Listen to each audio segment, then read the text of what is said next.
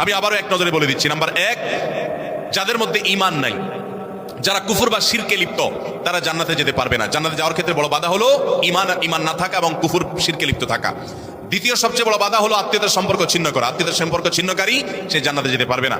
তৃতীয় বড় বাধা হলো যারা চগলখড়ি বদভ্যাস আছে, এই রোগটা, এটা জান্নাতে যাওয়ার ক্ষেত্রে বাধা।